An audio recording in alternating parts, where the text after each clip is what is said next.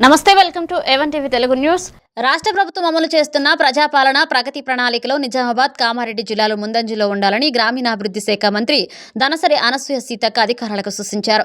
నిజామాబాద్ సమీకృత జిల్లా కార్యాలయంలో జరిగిన సన్నాహక సమావేశంలో పరిశుభ్రత, ఆరోగ్యం, విద్య, రైతు సంక్షేమం, మహిళా శిశు సంక్షేమంపై ప్రత్యేక దృష్టి పెట్టాలని ఆదేశించారు.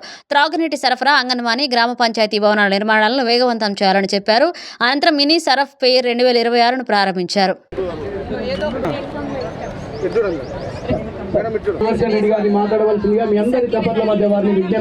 బాగుంటుందన్న ముఖ్యమంత్రి గారి ఆలోచనలో మాకు కూడా కానీ నాణ్యతమైన ఫుడ్ ఇవ్వడానికి ప్రయత్నం చేస్తూ ఉన్నాను. కాబట్టి అక్కలు జిల్లాలకు అందరికీ నమస్కారం. రోజు మన నిజామాబాద్ జిల్లాలో సరస్ పైర్ మీద మరి సర్ప వాళ్ళు, నాబార్డ్ వాళ్ళు కలిసి 15 సంవత్సరాలు నిండితే మరి వాళ్ళకు కూడా మెంబర్షిప్ ఇచ్చి, మరి ఏజ్ అయిన వాళ్ళకు కూడా అబౌవ్ 65 ఇయర్ల వాళ్ళు కూడా మెంబర్షిప్ ఇచ్చి, మరి ఇవాళ డాక్టరా సంఘాలలో మేమందరినీ కూడా ఇంక్లూడ్ చేసి మరి మీకు సంఘాల ద్వారా రుణాలు ఇచ్చి, మరి ఆ రుణాలకు వడ్డీ మాఫీ కూడా చేసి ఫ్రీ కావచ్చు.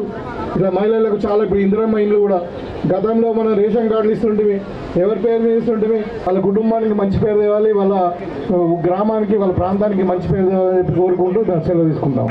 పెట్టుకున్నటువంటి మా మహిళా సంఘాల సోదరి మనలకు అందరికీ కూడా పేరు పేరున నమస్కారాలు, ధన్యవాదాలు. ఈరోజు ఇలాంటి మినీ అంటే సరస్సు అంటే 1 లక్ష రూపాయలు ఎవరి దగ్గరకు పోయి అడగాలి.